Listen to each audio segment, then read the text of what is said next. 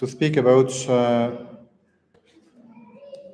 the impediment of marriage, what makes a marriage valid or invalid. It's a part of the preparation. It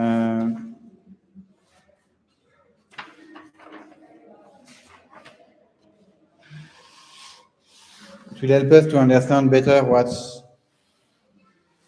are the conditions of the marriage. We have two kinds of impediments: the deriment impediment that make marriage invalid if they are there, or the impeding impediments that make the marriage unlawful for the church but not invalid. The church has a power to establish impediments for marriage for the sake of the family, and most of these impediments are shared with the civil society. Like there is no marriage between brother and sister, or between direct cousins, that is deriment, it means it's invalid. Even if they try, the marriage is not accepted as valid. Okay, it's for the protection of the spouse, the family, society, for the children. Some are really there to protect the freedom. It means if someone is forced to consent because of fear, the marriage will not be valid. Or it's also there to save the life of people, because if you really want to marry a lady, but she's already married with a man, and you understand that only death can break a marriage, now, even if you kill the husband of this lady, there is an impediment of crime that will make your marriage invalid. If you kill in order to get married with someone, the marriage is invalid because of this impediment of crime. It is also important to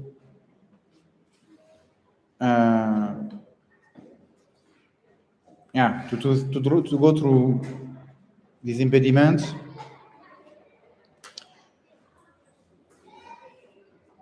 First of all, we can see these impeding impediments, these ones that don't make the marriage invalid, but only unlawful.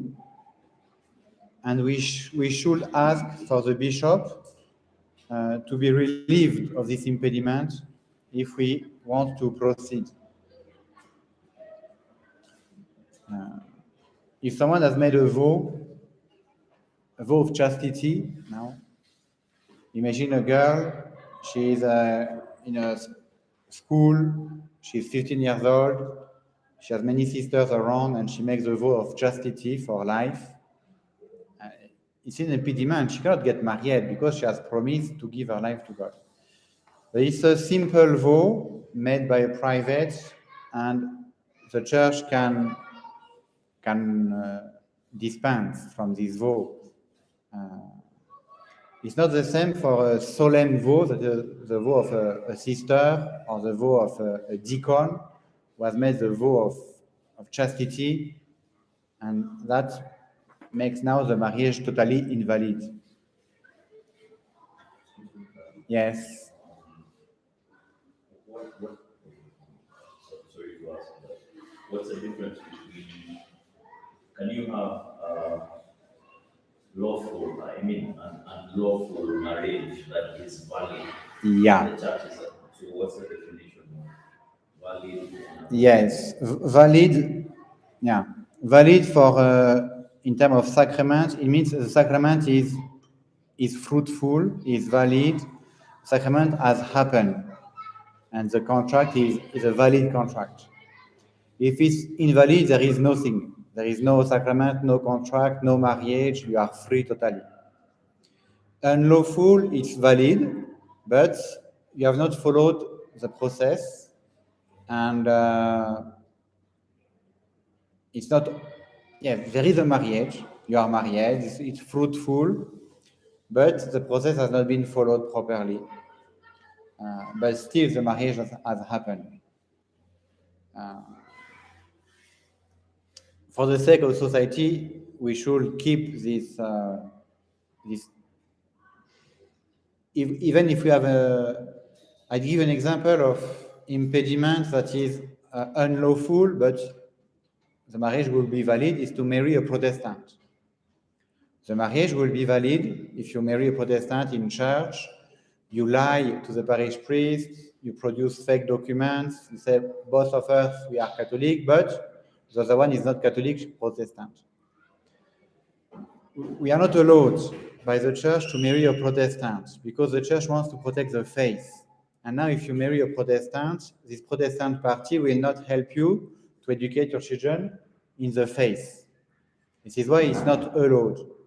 But still, because a Protestant is a Christian, is baptized, the marriage will be valid. But it is not okay, and the church doesn't like what we call this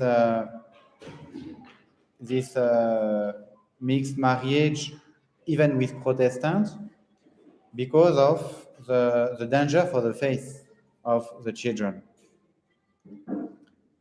But now, if a Catholic girl gets married by a Muslim, it cannot be valid at all, because a Catholic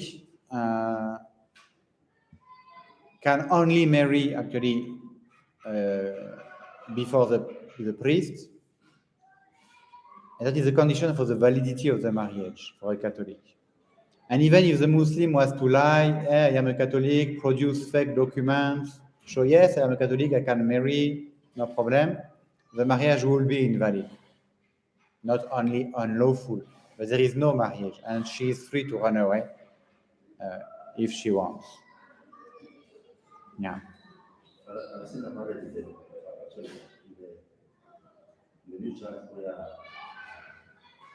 the wife is a Catholic, but the husband is not a Catholic, and the children, now the priest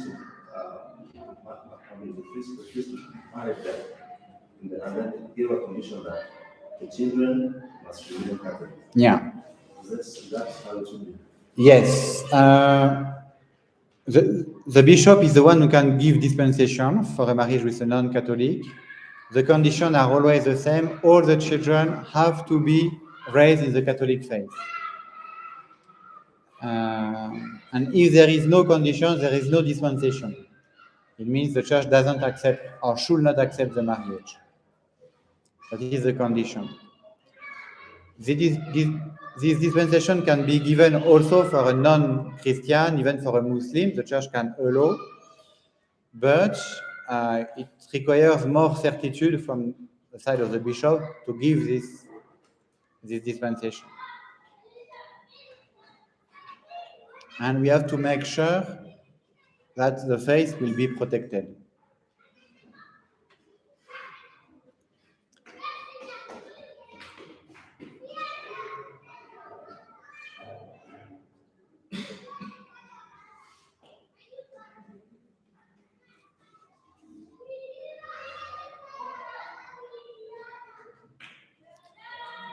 Yes.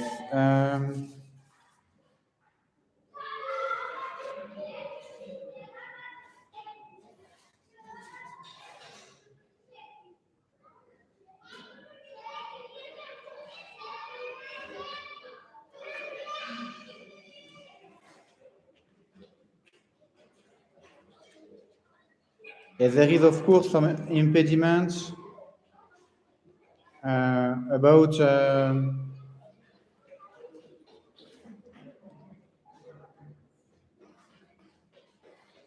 sorry.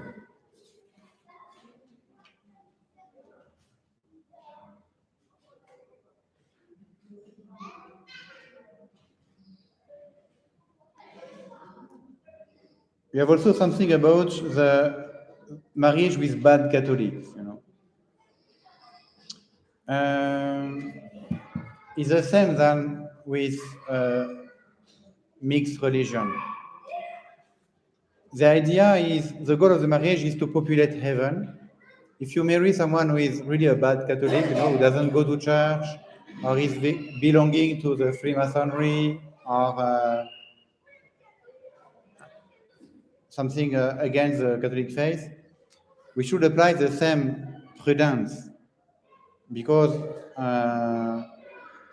religion is what is most important for the unity, is the last goal we are pursuing together. And now if we are not okay with the goal, the marriage will suffer a day, another day. Because in the life of the family, you have a moment where you have to make decisions for your children. And you as a Catholic, you want a certain kind of decision to be made. And the other party cannot understand these decisions if they are not Catholic or really Catholic. And marriage is a bit difficult, mainly today. Society is not helping for marriage. If we don't take everything in our side, we will suffer.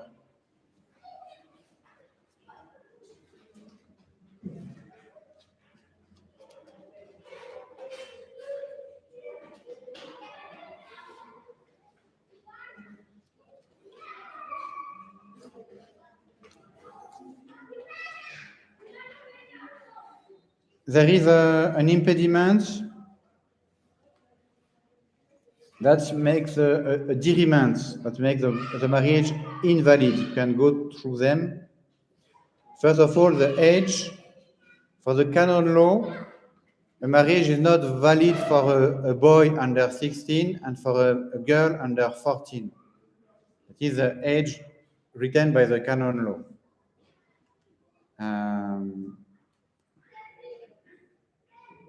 Yeah. That can happen in Kenya, you know.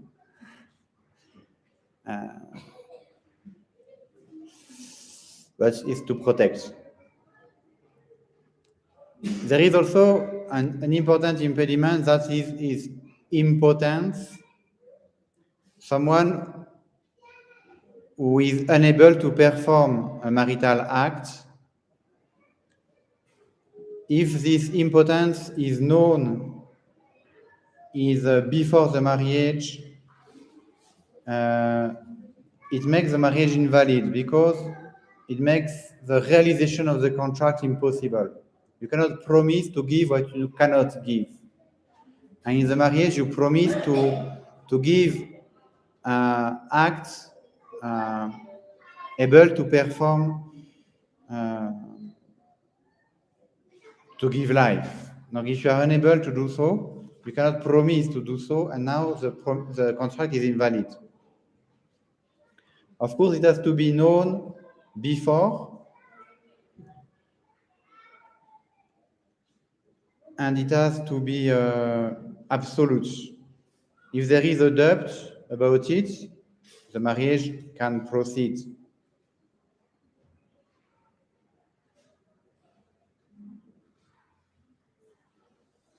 And what happens after?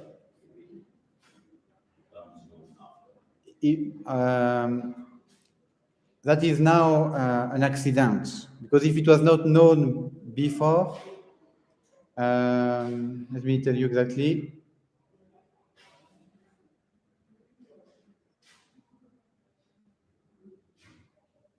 Before the marriage, if there is a doubt about impotence, the marriage can proceed, because there is doubtful. After the marriage being contracted, as long as the impotence has not been recognized total, absolute, the spouse can continue to try to get to have a sexual relation. As soon as this impotence has been known clearly, being before the marriage and perpetual, the doctor say this person has always been unable, and there is no possibility that he will become able to perform a sexual relationship. at this moment, the nullity of the marriage is clear. The marriage was not valid. The common life of the pseudo-spouse should stop because they are not married.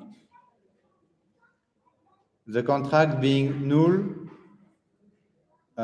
for the reason given in the principle. And that is this is a principle of natural law. It's even not ecclesiastical principle, it's natural law.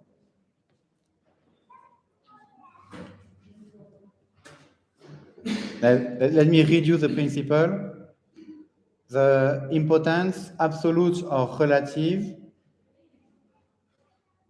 from the side of the man or from the side of the woman, if it is known or ignored at the moment of the marriage, as soon as it is anterior to the contract and perpetual, cancel the marriage from natural right, law. It is evident that a contract was the immediate object, an act proper to generation is impossible. The contract is also impossible and null.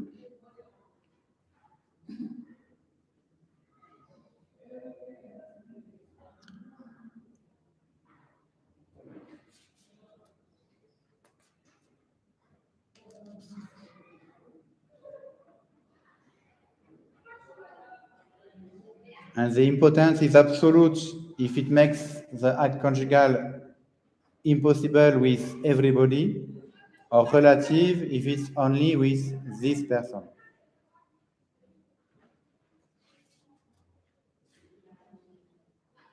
Okay.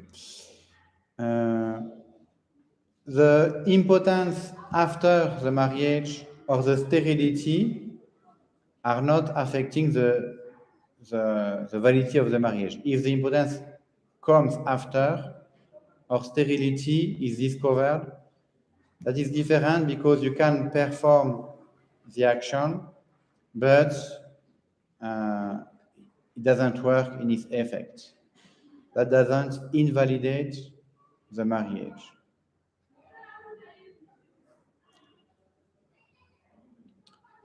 Impediment of bound, that is, if there is any marriage valid, anterior, and not dissolved by death, that we cannot get married, there is no possibility to get married if your former spouse is still alive, and if the marriage was valid, of course.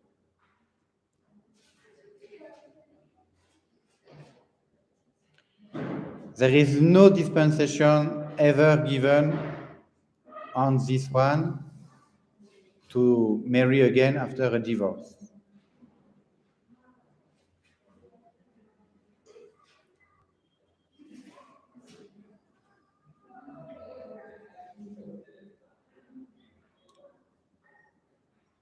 Impediment of disparity of cult, that is the impediment between a Catholic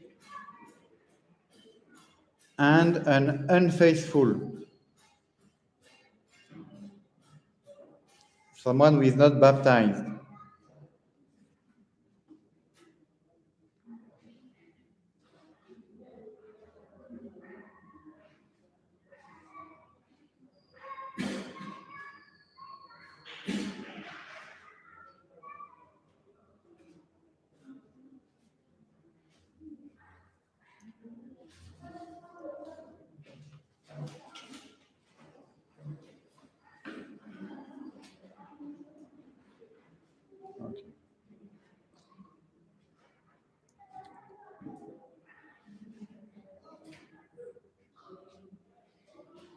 This impediment can have a dispensation by the bishop. In the Catholic country, the bishop accepts very rarely for very serious motives. Maybe you have already 10 children together, and now you want to get married, as Bishop said, okay, there is already a family. It seems that the children are also Catholic. It means, yes, let us proceed now, maybe. Impediment of order for the subdeacon, the deacon, the priest, and the bishop. That they have the vow of perfect chastity to make invalid any kind of marriage. Actually, if a priest was trying, he would be excommunicated and by the fact.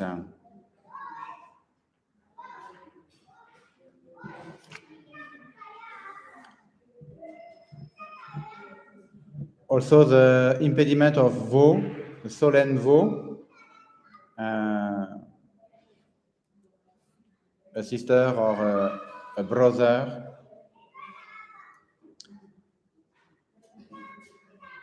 sometimes the Holy See can give dispensation for serious reason.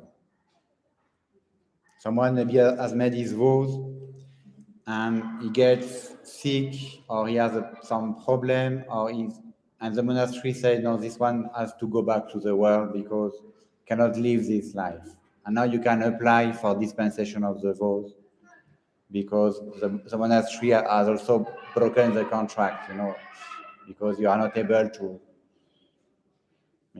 stay. Impediment of rapt, that is some abduction. If someone is taken by violence to get married, this violence makes the marriage invalid. The goal of this impediment is to safeguard the freedom. Even if she says yes, marriage is not valid. Impediment of crime, if someone has... Actually, you have different kind of impediment of crime.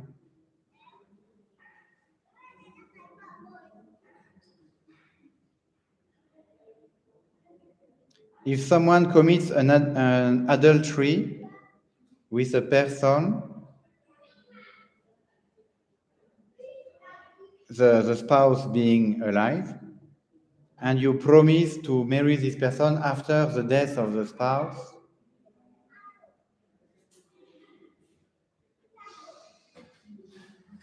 there is an impediment.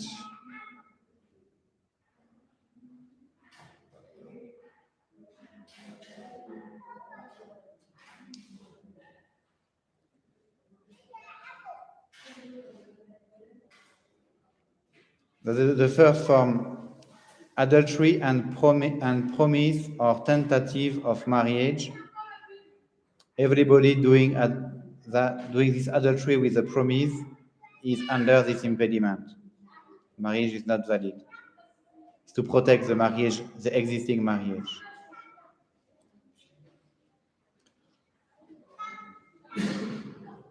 Second form, adultery and murder. That is also third form, murder of spouse with cooperation, material cooperation from interested people. That is also, you have some conditions.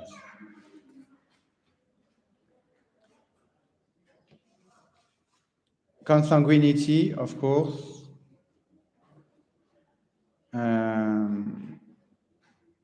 In direct line at every kind of degree, a grandfather cannot marry the granddaughter. In direct line, there is no, it's diriment, marriage is not valid. In horizontal line, up to the third degree, inclusively, it means the first degree is the sister or brother. Second degree is the auntie or the direct cousin. The third degree is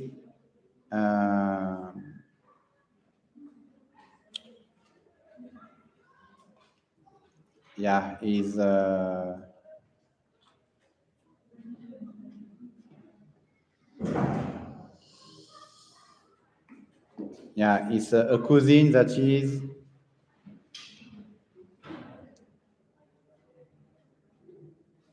if you go up to your grandparents, you cannot marry with the descendant of your grandparents.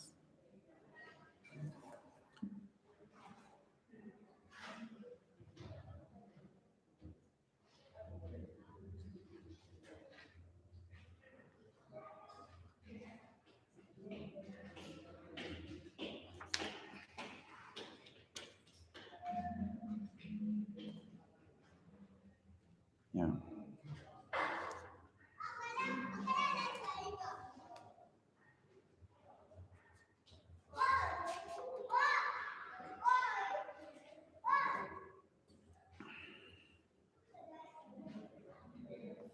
Affinity also with blood relatives of a deceased spouse. If a widowed spouse remarries his deceased wife's mother, or if his deceased wife's daughter, the marriage is invalid. Adoptive relationship, if one of the future is the adoptive father or adoptive mother of the other, or if he's the adoptive brother or sister, the marriage is invalid.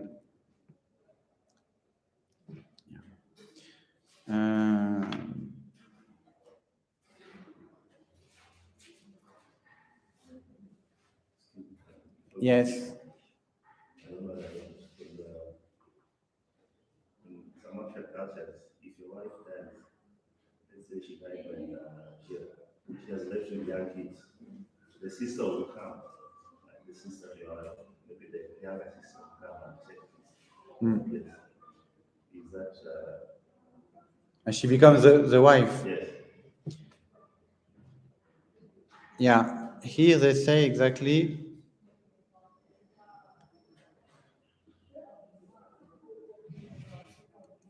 They see in direct line. Direct line is vertical, okay, with the daughter or the mother.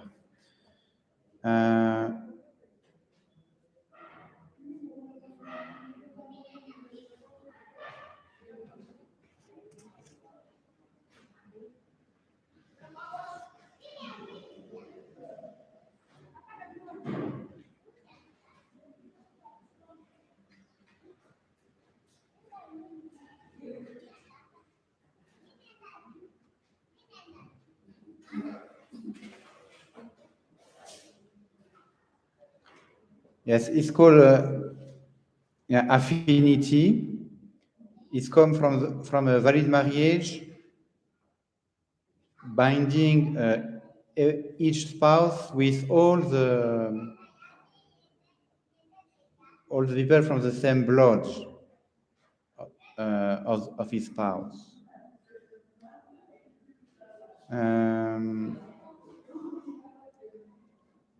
In direct line at all degree, in a collateral of the second degree only, not the third. But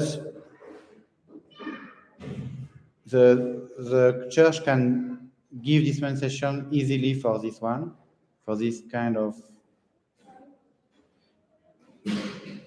but not for direct line, but only for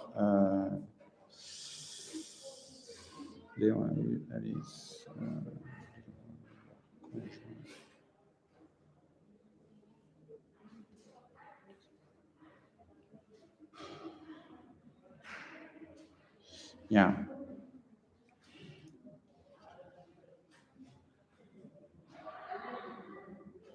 Yes, for the Catholic Church, it's not allowed to marry the sister of your wife. Why? It's to protect the family setup, that love is not something you could imagine. with the sister of your wife, you know, is to protect the family, to make sure that, you know, family should be a sanctuary where there is no love story or sexual relationship with a close relative. And this is why it is an ecclesiastical impediment, is to protect the family. It means it's even not possible to imagine that you could have a relationship with a sister of your wife. That is clear. And even if your wife dies now, it's not possible also. It's to protect the nuclear family against, and also to keep the chastity and the purity in the family setup. It's the same for incest. It's the same for adoptive children, because yes, in adoptive children there is no problem of consanguinity, but the problem is to live under the same roof, and purity has to be kept. This is why I say it's just not possible. Don't think even about it. It's not possible. This is why the church is protecting the family setup. But it can give dispensation. And it's an ecclesiastical impediment. And the church could give dispensation, taking care of maybe a particular situation or even a cultural situation. Say, okay, in this tribe it's accepted and it's working well, it's not breaking families, I don't know. Maybe the bishop could decide to allow.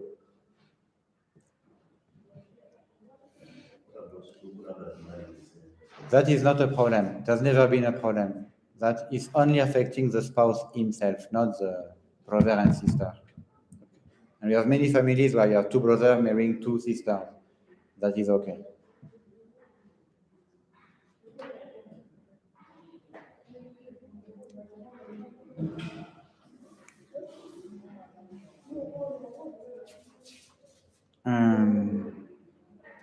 Okay, can just go.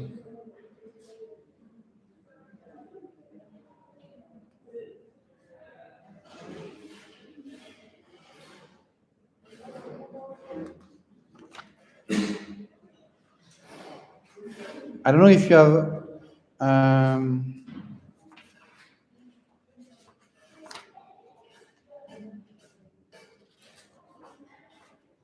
yeah. What's happening if someone discovers that there is an impediment? He should open up to the priest in order to see what is to be done.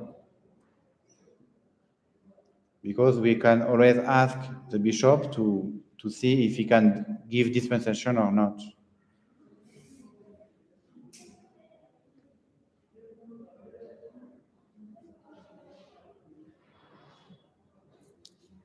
And we have always to do it for mixed marriage or disparity of culture. But what we have to remember is the church doesn't allow mixed marriage. It is it has to be clear. It's not allowed. Maybe in some case we can consider because it's already done, it's too late, but the church doesn't allow. For the sake of the faith and education of children.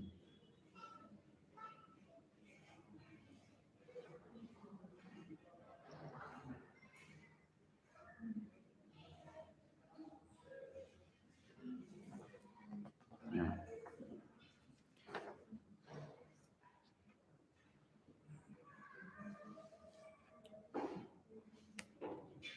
Imagine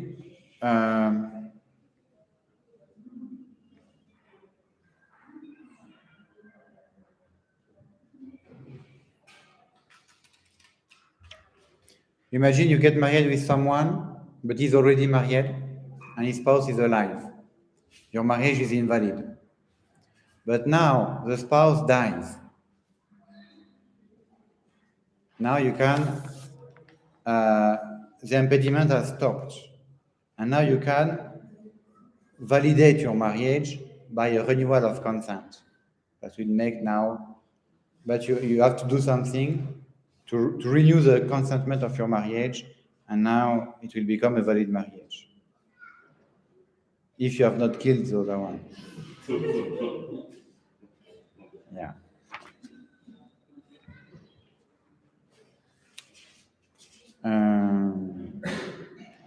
Maybe you have heard in Kenya, people are speaking Latin for a few things in Kenya. For a sanatio in Radice, people are speaking a lot about, even in the village, they speak about sanatio in Radice. That is a canonical Latin sentence, no? Sanatio in Radice is to heal a juridic act in the roots. It's a juridical fiction. I imagine your marriage was not valid because the priest had no jurisdiction. Now it's a necessity for you call a priest, but this priest was not from the diocese. He was not recognized by the bishop. He had no jurisdiction. The marriage is invalid. You are married. You have children. Maybe you even don't know that this you are not validly married, but there is a vice of procedure. You know, it was not valid.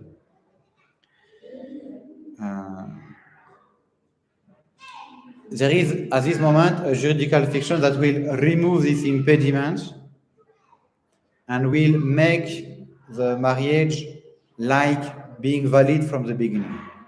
And all the children are legitimate, and it's a sanatio, you heal in the root. It means by a juridical fiction, you consider that this marriage has been validated. It means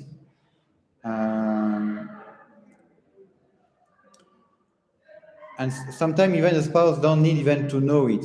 I imagine a priest in the village marries two people, and after a few years, he is told by someone from the village, you know, they are cousins.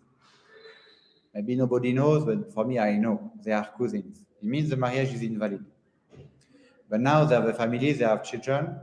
The priest knows it's invalid because the impediment has not been, it's there. He could apply to the bishop to get a sanatio in Radice to give dispensation for this impediment. And now the marriage become valid. And even people, they never know. The priest has done that with the bishop. The marriage is okay.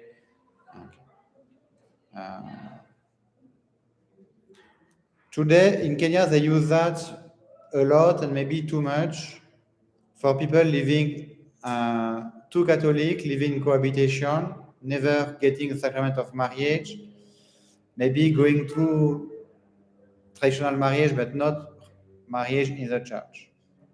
The husband is not interested with the marriage, but they are together, they have children, they are living as a family. The wife wants to receive the sacrament. She goes to the bishop and she asks for a sanatio in Radice.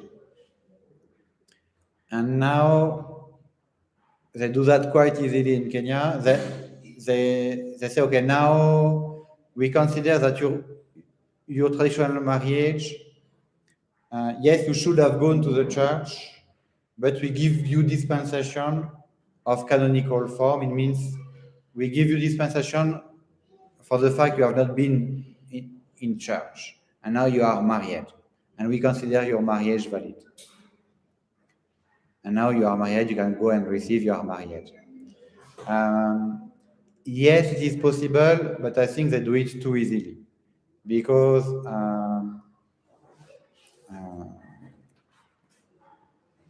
we should, I think that they do it too easily.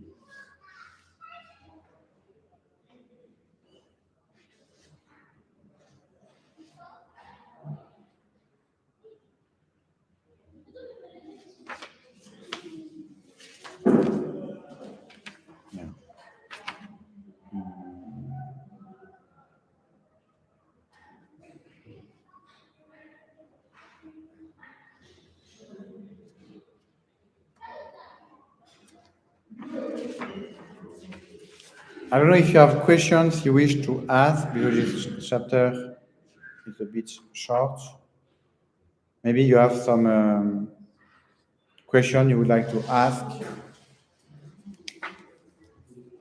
Can answer on the part of the dispensation. In the Kenyan setup, like in my village, I see mostly the priests abusing that, giving that mostly it is the women who then the husband lands and there's any constitution. Do you think maybe the priest should be able to study, at least maybe to study the marriage of the couple, maybe the history of their own Yeah. how they do that?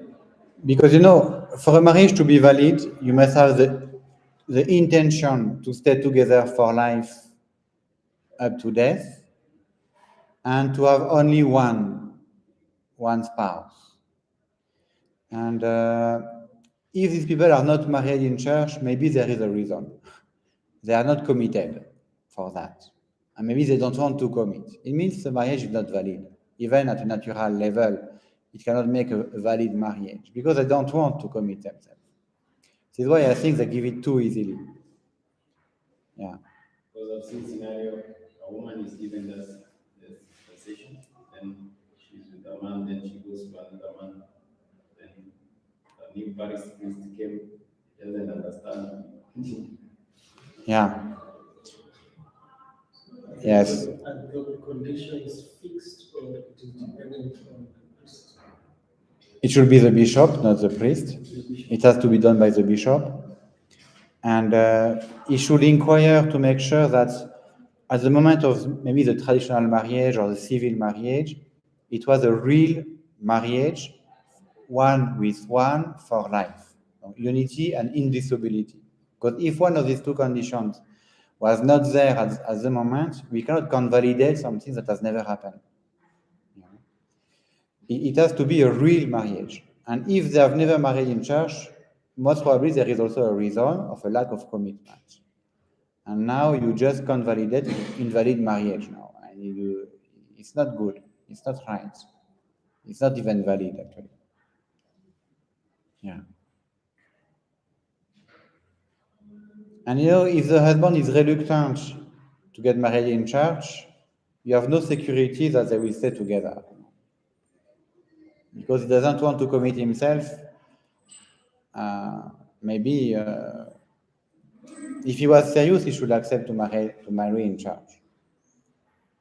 This is why it has to be, I think, more prudent than what is happening. Also, this can happen if the original impediments exist, if there is a cultural disparity. Can such a thing happen? Studying the mostly in a family. Now the church is saying you can come and get this.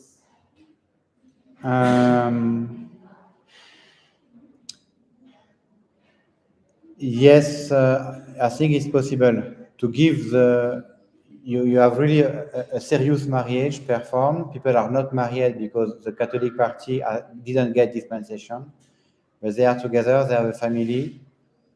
Now she say, I want to go back to sacraments. She could see the bishop, and he could now give dispensation for this impediment of disparity of cult. And now maybe they reduce the consentment. And yeah, I think that is an actually hard issue also. Can be.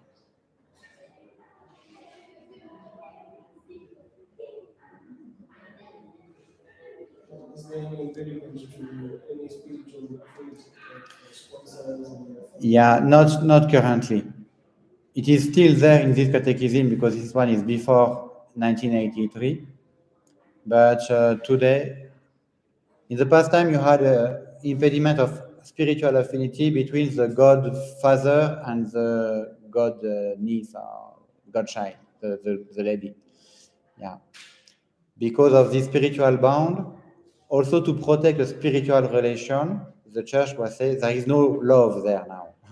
It's pure, it's chaste, and yeah. It just disappeared in the new canon law.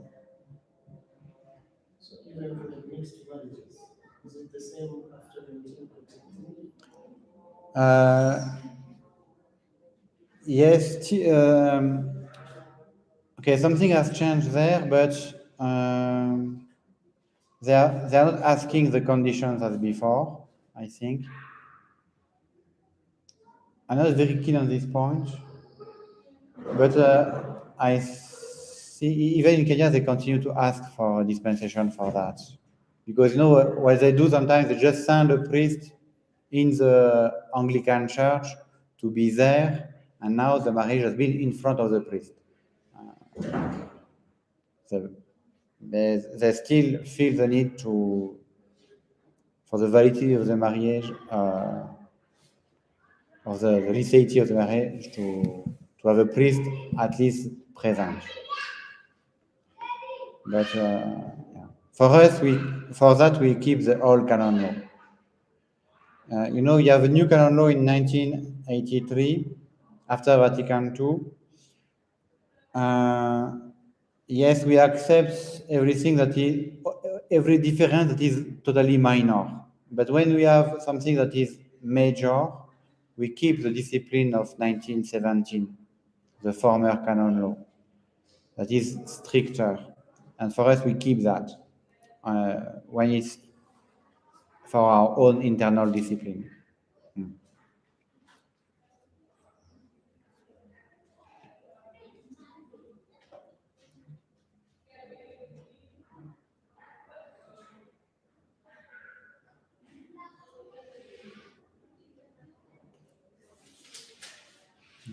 And also, Father, there were saints who were canonized and they were divorced. What do you mean divorced? They were in marriage and they divorced. There is no divorce. Maybe separation, but no divorce.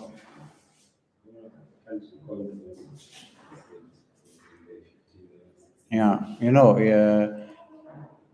you can have a separation. Separation is not a divorce. A divorce is to break the bond. That is not possible. But separation has always happened for different reasons. Even Saint Nicolas de Flux in Switzerland is a father of a family, he had many children, and he decided, under the guidance of the Holy Spirit, to live as an hermit, and he left his family. But the children were taken care of, and he has just, but that was a special vocation. Yeah. But there is no divorce. Huh? It's just separation. Separation is not a divorce. Divorce is when you pretend to break the bond. Separation, you don't pretend to break the bond. You are just not maybe living together for a reason. Yeah. Divorce is non-existent in the Catholic Church. Yeah, there is no divorce. Yes, when there is a valid marriage, only death can break it. Maybe what can happen is a marriage not to be found not valid. And when we speak about cancellation of marriage or annulation of marriage, it's never to break an existing bond. It's to declare that for one of these reasons, the marriage was not valid.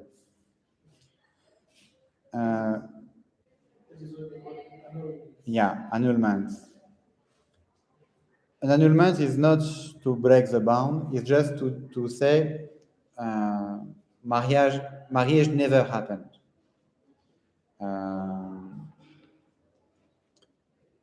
You can, but you have to prove it, and that is difficult. It's difficult to prove it. But I imagine a girl is pushed too much by her parents, by everybody, to get married to a man, and she doesn't want. The day before her marriage, she wrote a letter, she signed it, she gave to a lawyer, I don't want to get married with this man, but tomorrow I will say yes, because everybody is pushing me, I have no choice. Now she can get annulment for the marriage. That is very clear. Now she has the proof. And that the marriage was not existing.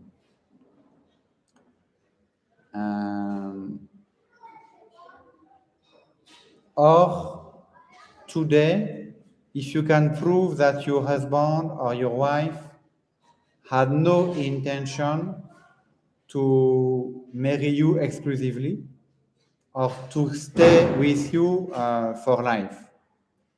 And that can really happen with Protestants, because Protestants, in their mind, they can always divorce. You know, if you get married and now it's very clear between you that if things are not going well, we will redo our life. Okay? That the marriage is not valid. If you can prove that that was your mindset when you got married, your marriage is invalid. If you get married with the idea, if it doesn't go well, we will redo our life, your marriage is not valid. Or if you get married with the idea, we will not get children, we don't want children. Like yes, we get married, we'll have relationship, but we'll always use contraception or abortion, but we don't want children. Marriage is invalid. And if you prove it, my husband he didn't want to have children. It was clear. I found a letter of him written to his parents saying, "Don't worry, I will never have children with this one." You know, the marriage is invalid. Or even if you limit, you say, "Okay, we will have the maximum one child together, but don't ask for more than one child or two children. After it's no, I will not have them with you." Now you limit the contract of the marriage. It becomes another contract, because by nature, the contract is not limited. You are not limited to a certain number of relationship, you know. It's not limited by nature. If now it becomes clear that for one of the spouse, he said, "For me, I have enough children, I don't want any more children, we can get married, but don't expect children from me." Or yes, we'll have one, but no more than one, or two, but no more. The marriage is invalid, because now you have performed another kind of contract. I don't know, it's a short-term contract, but it's not a marriage. You know? And now the marriage is invalid. And if you can prove that, you can get annulment.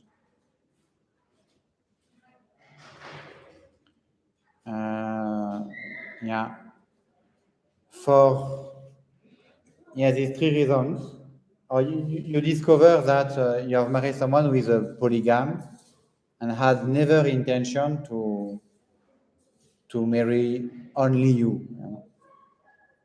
And now you discover that you are a second wife, your marriage is not valid. You know. You discover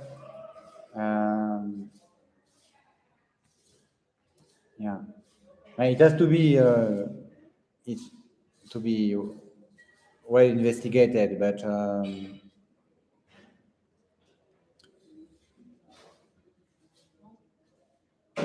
no, because the contract is a specific. No, a contract is always very specific, and the condition of this contract is unicity, one man with one woman exclusively. If there is no unicity or no promise of unicity, there is no marriage. And exclusivity, unicity, and indissolubility. If one was thinking, I can always go and marry someone else in case of problem, the marriage is not valid.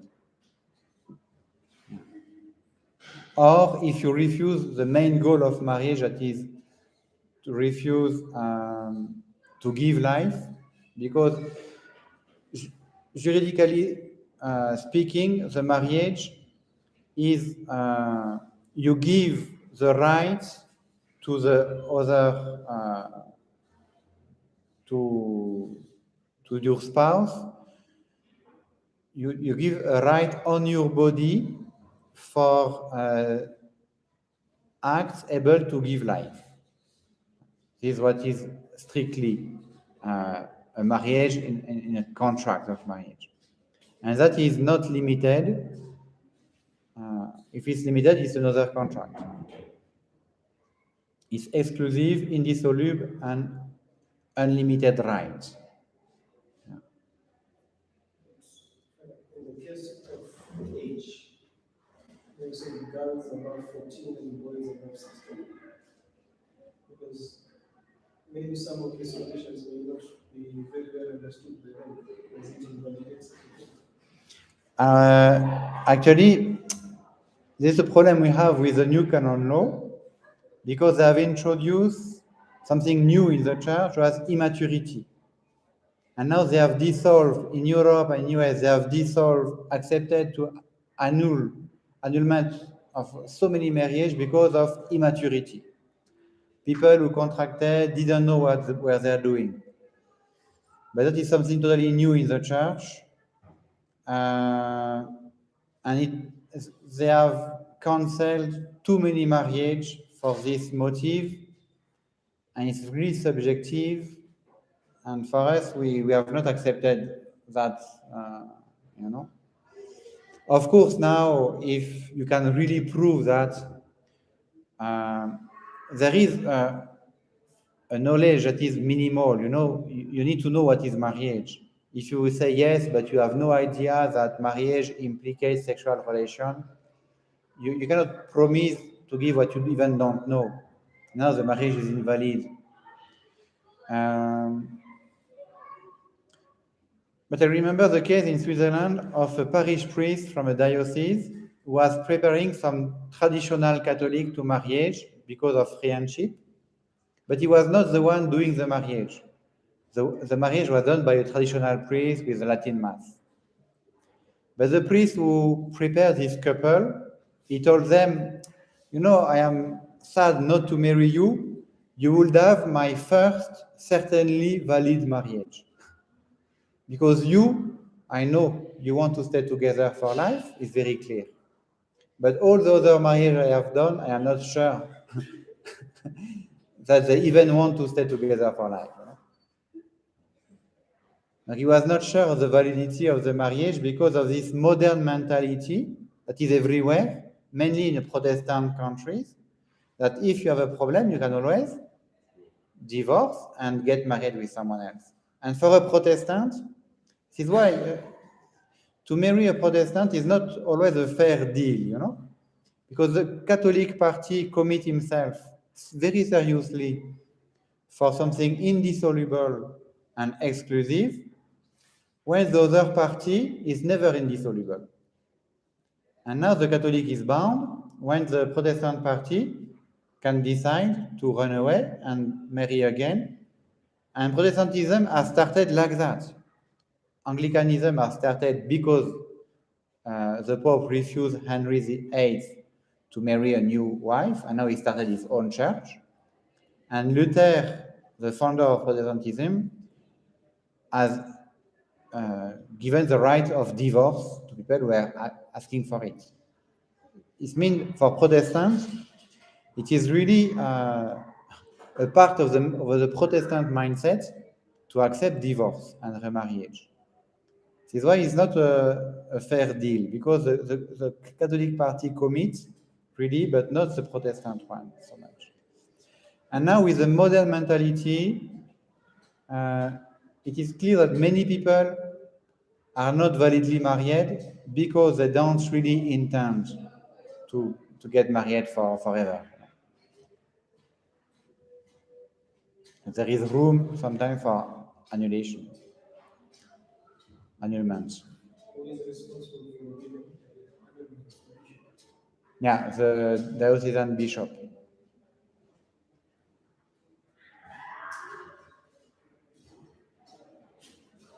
Father, we talked about Sorry? Against your will. I remember having like 4 grandmothers.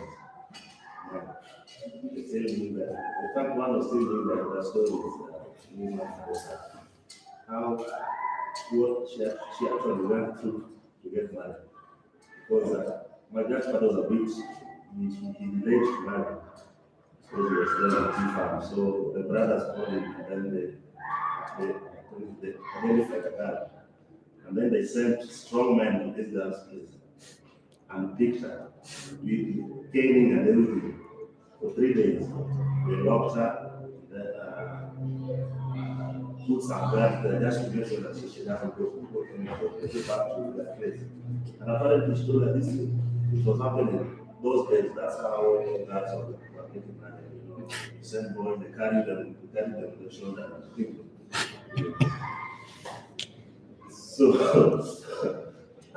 So I'm just trying to imagine, is it a situation where I can go and tell her that she was married against her will?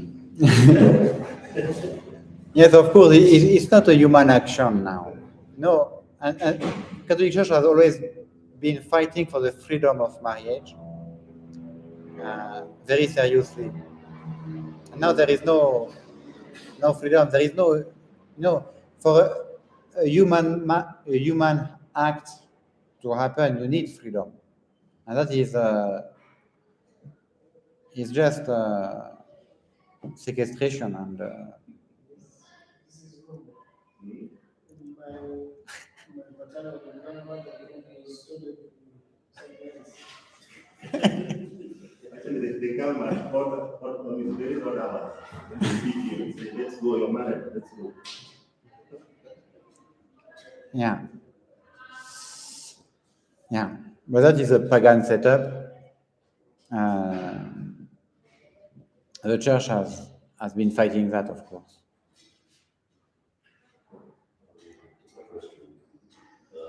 Divorce. Does divorce in the Catholic Church mean the same thing about it to mean legally? Okay, divorce doesn't exist in the Catholic Church. We don't. Okay. This word doesn't exist. We have only separation or annulment because marriage never happened. There is no divorcing. But or you say this marriage, you were never married actually, and you must separate because you are not married. That's annulment. Actually, it's not annulment because nothing happened. You know, there is no contract. Yeah, but there is no divorce. The reason why I'm asking is, Yeah. okay, assume you have 2 people who settle down with the intention of staying Together. forever, Yeah. maybe raising children. But somewhere along the line, they separate according to the Catholic Church. Yeah, separation. They separate, Yeah. but now legally, somebody tries to file. Okay. Yeah, that is something possible and acceptable. Also, if you have good reason to do it, it's what we call to get the civil effects of divorce. You know the bond is there. As a Catholic, you are not allowed to marry again, but to protect your properties, to protect yourself, to protect, I don't know, you decide to look for the civil effect of divorce. And that is acceptable.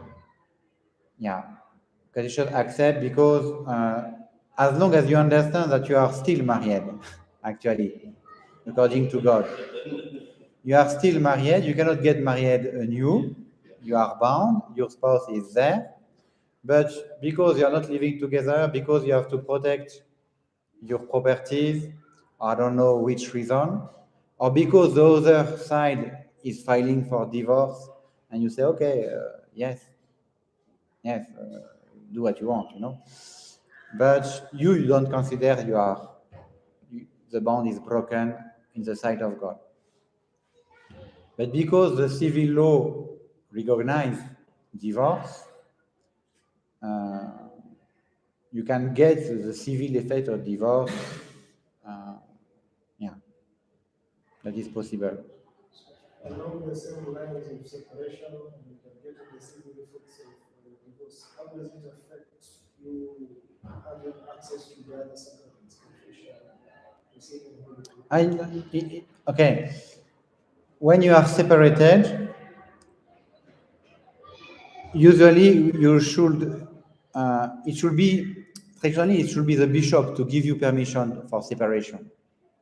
You don't do it from your own point of view, because now it's totally subjective, and maybe you can just run away for no reason. You should just be told, just stay at home and carry your cross, maybe, you know. This is why it should be judged to authorize a separation. But there are some cases where you don't need authorization. It's case of adultery.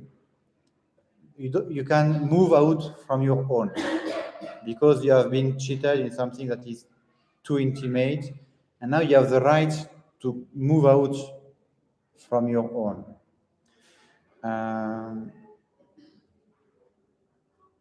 Yeah. But usually, and it's actually even prudent not to move out of marriage without even the priest checking if it's wise or not, you know. And even in case of adultery, it's not always wise to break a family. Maybe it's better to forgive and continue. You know? But the catechism is clear. If you look at this point,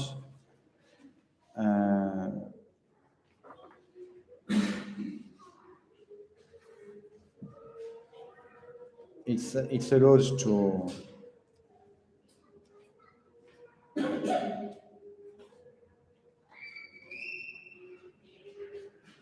But usually when we allow separation, it's because of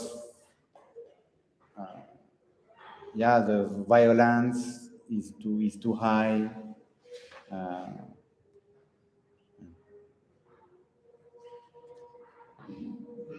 Violence, can the spouse make the decision themselves?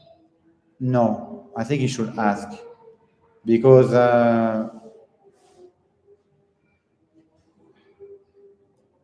yes, it's better to ask. Let me just tell you the.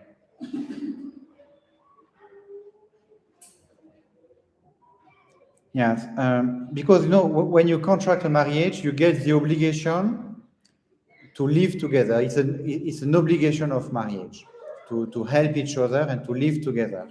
It's a duty. Even for the civil law, you are forced to live together. You are bound to live together, to help each other, to support each other, and to take care of your children together. That is normal, and it's a contract of marriage. But is there some circumstances where, without breaking the bond of marriage, the spouse can separate? First, common accord. If there is no danger of incontinence for one or for the other of the spouse. It means if one will not be put in a danger of adultery, because so it has to be a common decision where both should agree, knowing each other. Now, common accord.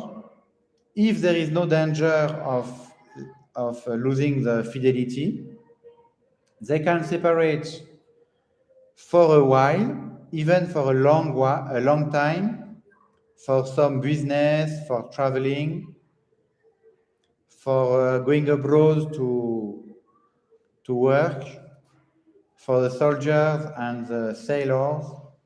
Yeah. Even forever. Now, with dispensation of the sovereign pontiff, if you want to join a monastery, both of you want to become monks, and now you can get this dispensation from the Holy See. Number two, if there is an adultery from one of the spouse, the innocent spouse has the right to separate from his own authority, and even forever.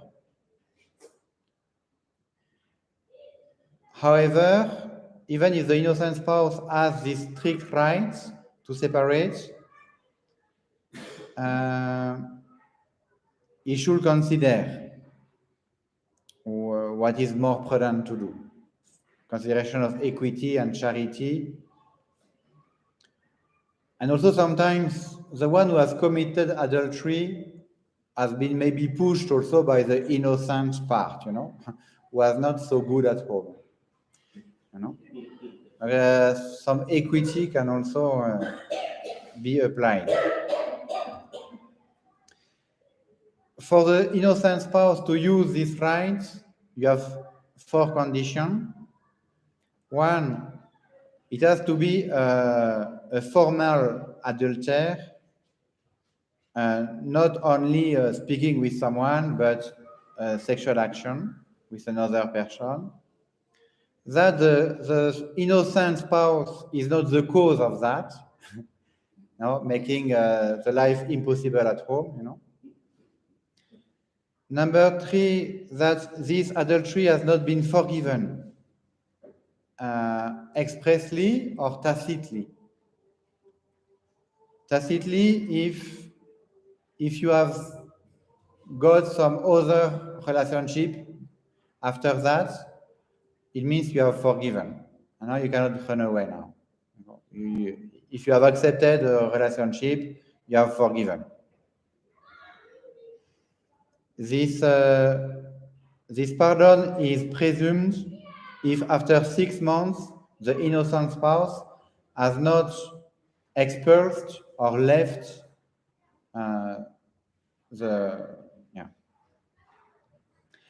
And the fourth condition, the innocent spouse should not be guilty of the same fault. He is not innocent now. You can see that is is where, in case of adultery from your own authority, with these 4 conditions, you can move by yourself.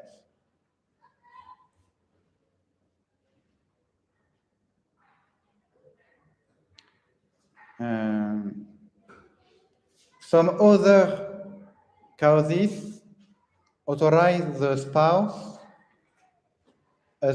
to ask the bishop to get a temporary separation,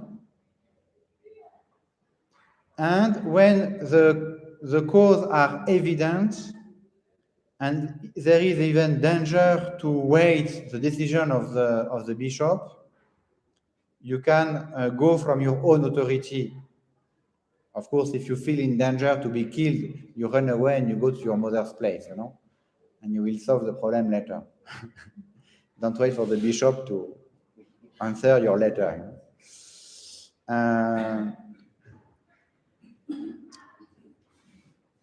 And now let us see what the Catechism is saying. If one of the spouse give his name to a Catholic group, becoming a Freemason, and exposing the face of the spouse or the children, like that. Your husband has become a Protestant pastor, and now he will teach your children these things. Now you are Catholic, you take your children and you go home. Because I don't want this man to spoil the faith of your children. But that you should ask the bishop, and the bishop should even encourage you to do it for the protection of the faith, because this is a contract of marriage. It has to protect the faith. If one of the spouse raise the children out of the Catholicism, can do the same. And my children are in danger with this man, they will lose their faith.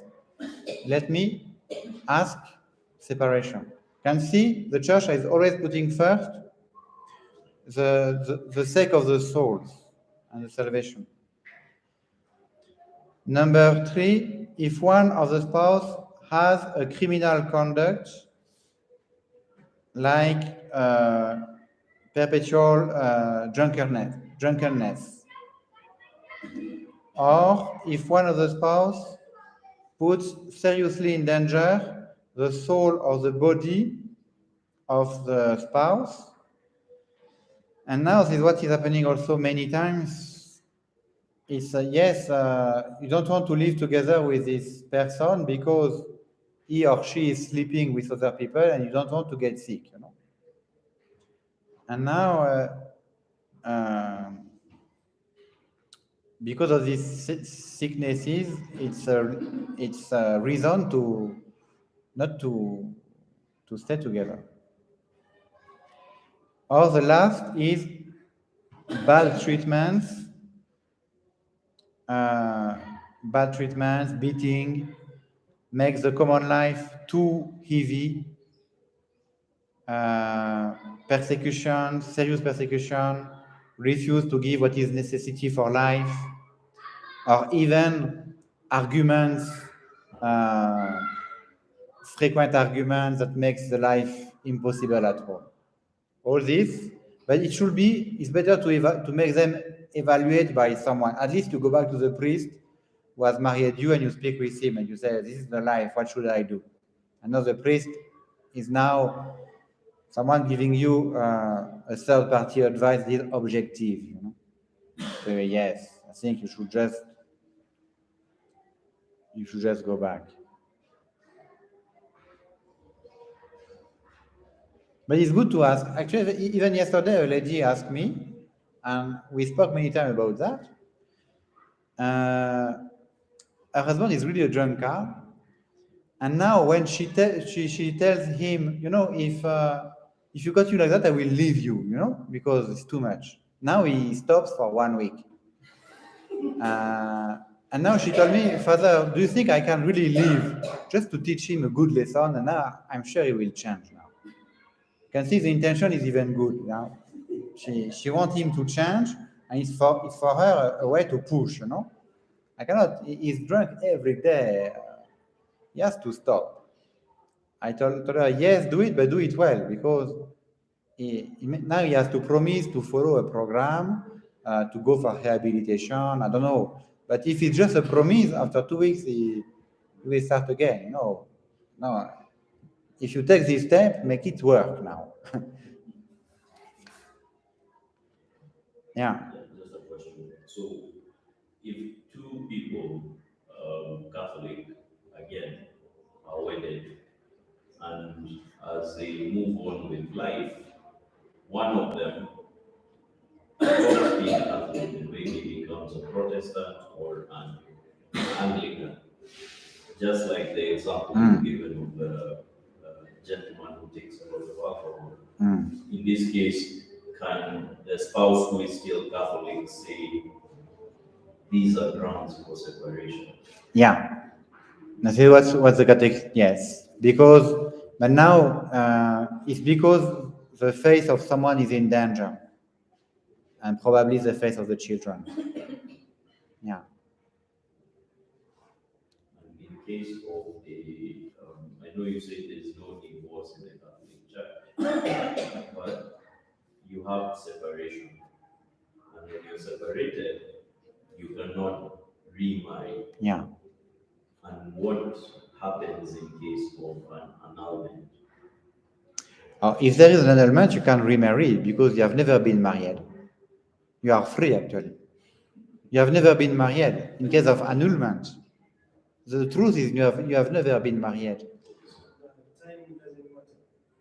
Been married for 30 years, but the bishop found that there is ground for annulment. Yeah, there is no marriage. You have never been married.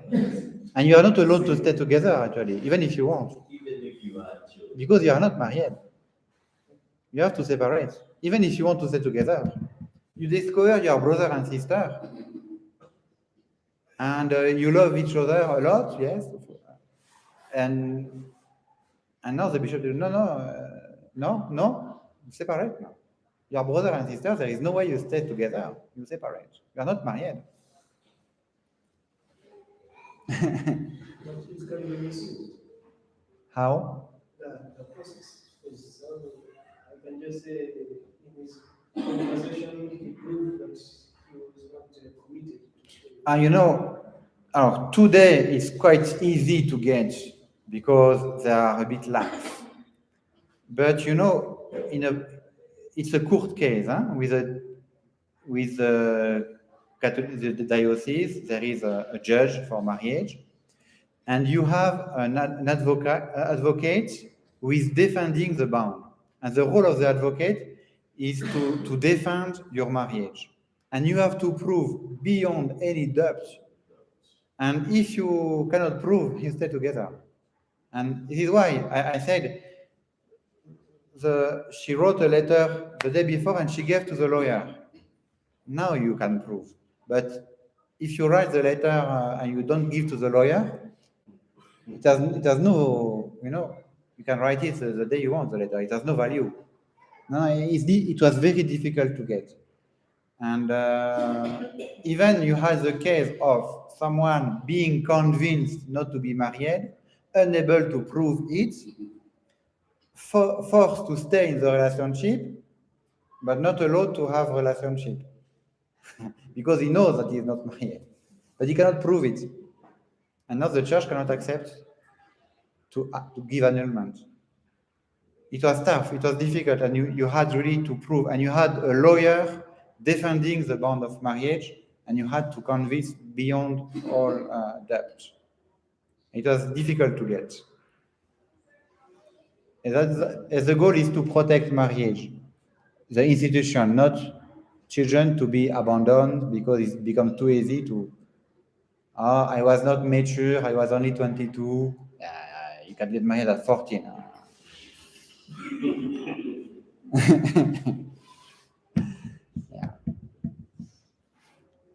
The goal of that, is really the sake of the children, is to protect the institution, to allow children to have a father and a mother, and to protect the family, to protect the children.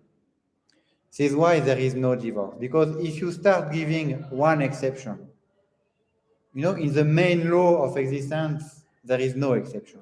Because when you start opening a door, when they introduced divorce in France, in the civil law, in the 19th century, you had to go to court, and it was very difficult to get divorced. You had really to prove that you were a beaten woman, your life was horrible, and it was very difficult to get the divorce. Today, if you have been separated 2 years, the divorce is automatic.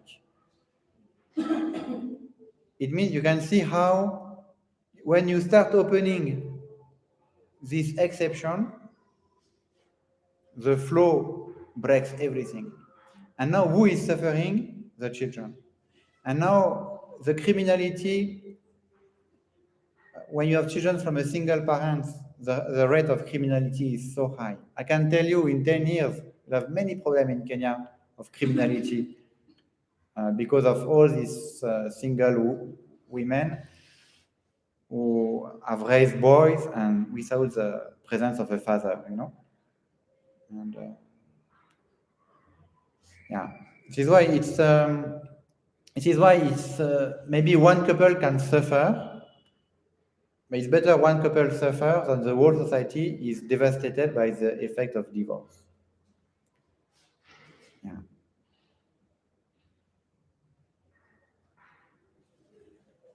Well, there is something I want to tell you that because you will understand really what is the mindset of the Catholic Church.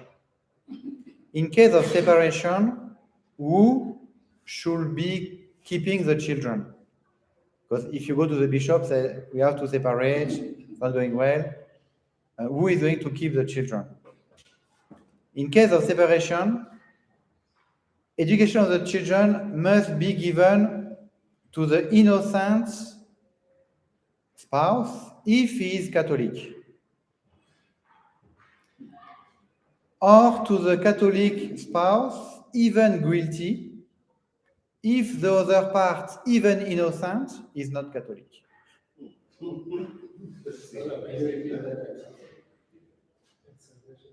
Salvation of the souls. The man is a Catholic, but okay, he has committed adultery, he has done something wrong. The woman doesn't want to stay with him. She is maybe an Anglican.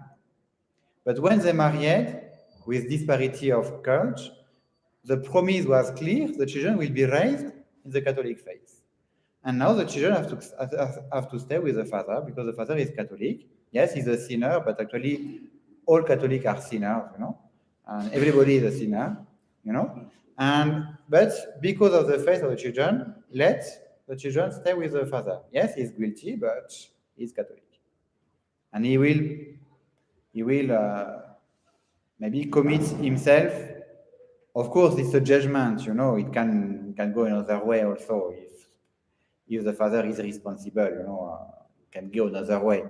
But I like still to give this answer because you understand the goal of marriage is to receive children from God and to give them back to God, and not for them to get lost because they have not been educated properly.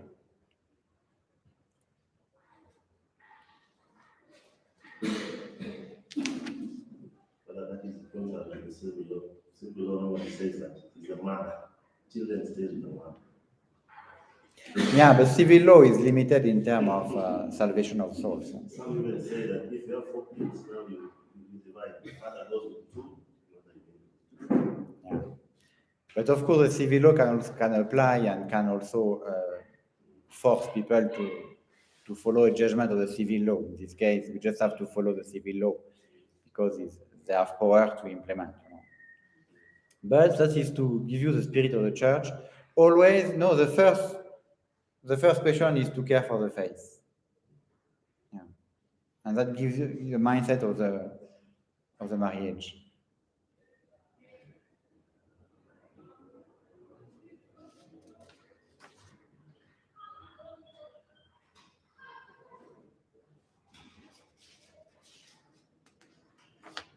Yeah.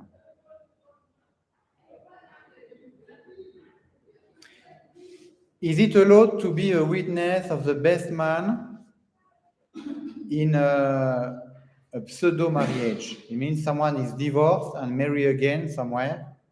No, you cannot be the best man of such a marriage. Yeah. You have to refuse because it's an adultery. Actually.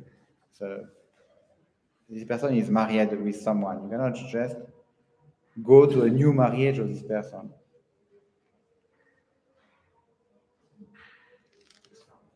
Okay. I think it's a bit late. I don't know if you have other questions. Maybe it's time to. Yeah, last one. These challenges come when the children are of age, say fidelity, violence, and the children allowed to reproach maybe the perpetrated parent. Are allowed to reproach to? The parent that maybe is perpetrating the vice. And the children allowed to maybe question.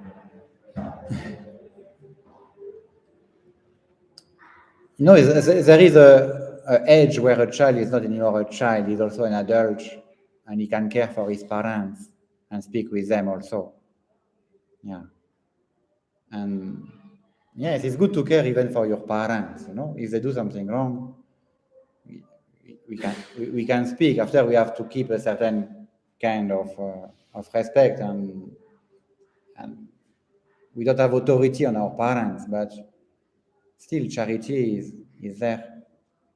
We should speak, find a way. Yeah.